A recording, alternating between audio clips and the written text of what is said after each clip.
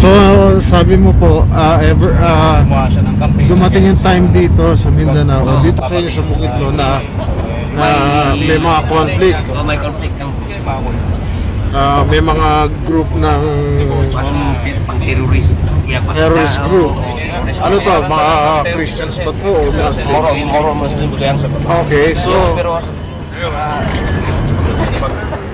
anong ginagawa nila? Pumpa nila yung mga bus ko yan. Mga paso, so marami nasasaktan o May namamatay. namamatay. Meron talaga. So halo yun, di napipili yun. Sakay sa bus. Kaya so ikaw Kristyano Muslim, damay-damay na. Damay-damay, no? Okay. Noong unang panahon yun ko yan, sa panahon yata ni Pinoy yun. Oh, Pinoy talaga. Oo. So 2010 to 2016 yun. Ganun, oo. Ito yun yan. Okay, tapos po. Tapos,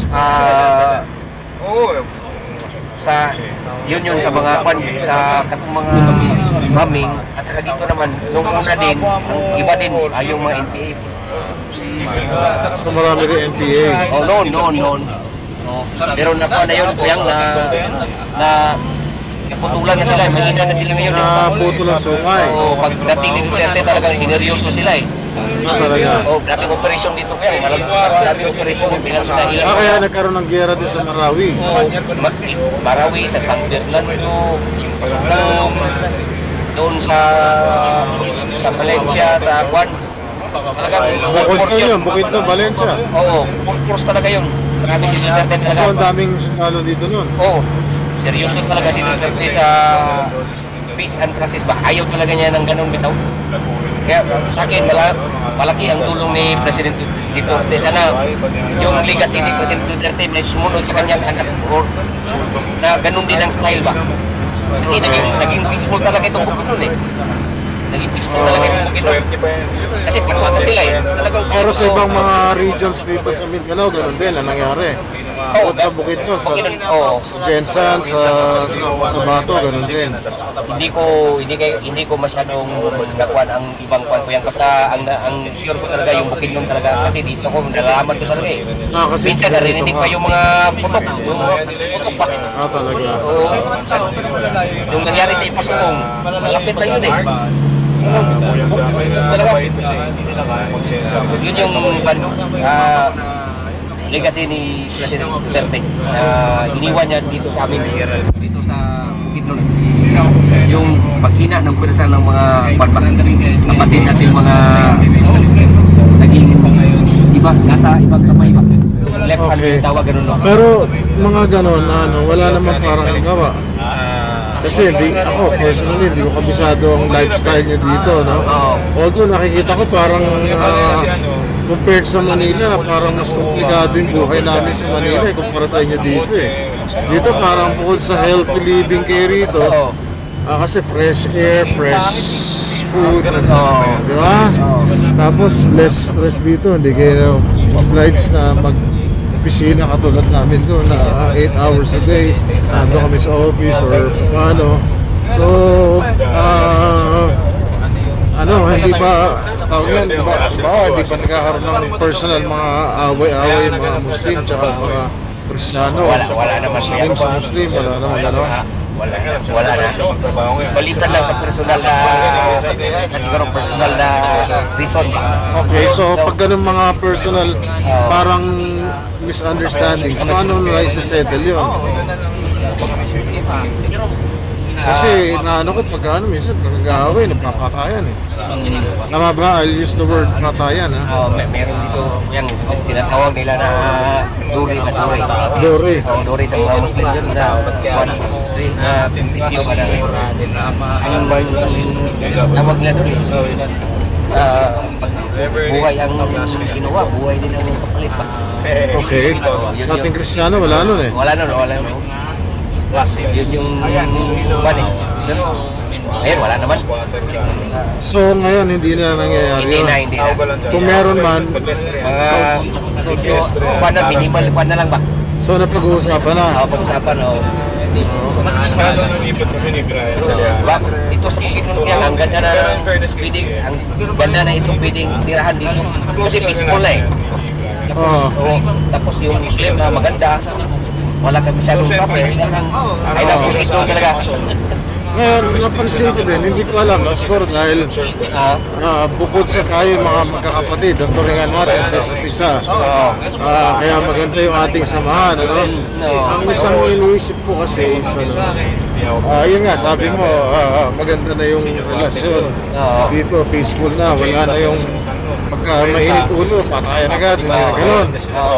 Pero ba't kayo nun, nag-curious na po ako kasi nakita ko talaga, bukod siguro sa mga professional tayo magkakasama or yung kayo personally, kayo mga professional kayo magkakasama dito, no? Kaya whether Christians or Muslims, parehas kayo mga professional. Ba't kaya minsan nakaka-encounter ako, no? Hindi naman sa namimitas ako, sa Manila kasi, parang iba yung image sa akin ng ibang mga Muslim. Hindi ko nila lahat, no? Parang doon, parang pagka ano, parang basta iba sila, parang kukumpare ko dito parang dito parang napaka professional, napaka galang, respectful. Kasi minsan parang gusto mo sabihin, parang siga ako dito, ganyan. Tama ba? I'll use the word siga. Parang ako, kailangan ko katakutan. O pag may ginusto ko o ginawa ko, hindi mo pwedeng malikan, hindi mo pwedeng, may bibilin ako sa iyo, ako may bibilin sa kanya. Tapos, kung hindi mo ibigay sa akin yung binibili ko, hindi mo rin babalik pati pera ko, hindi ko pwedeng papalitan yung binibili ko kung may mali. Ba't ganon? Sa tingin mo? Hindi naman lahat. Meron kasi yung mga lugar dito ko yan.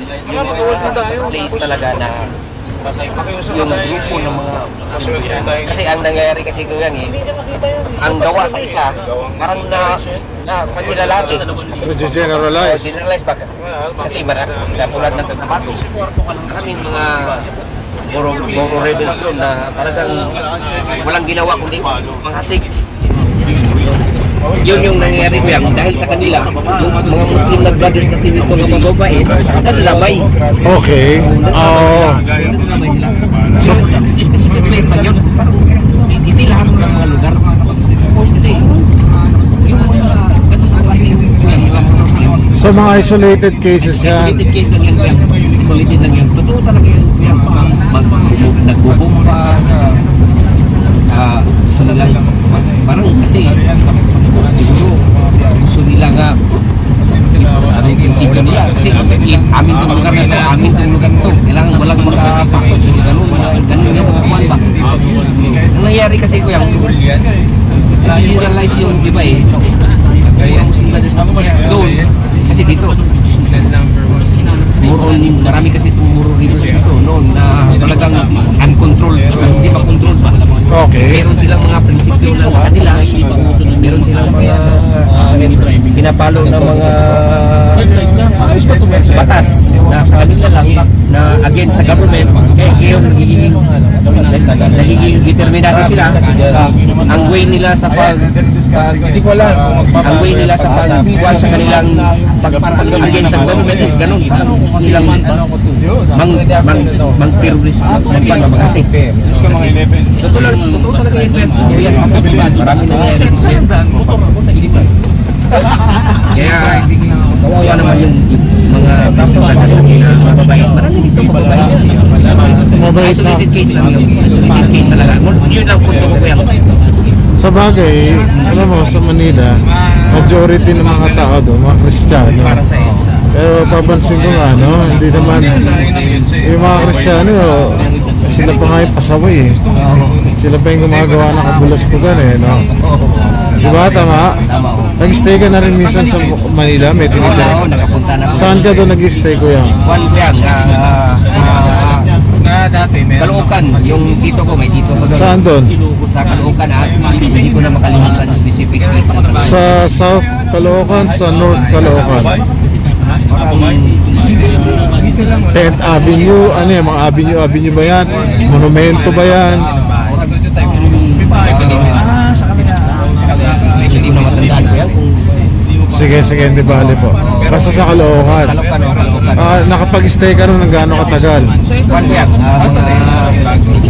1 week yata. Parang wala ko doon pala. Bisita lang, bakasyon lang. 1 week. At saka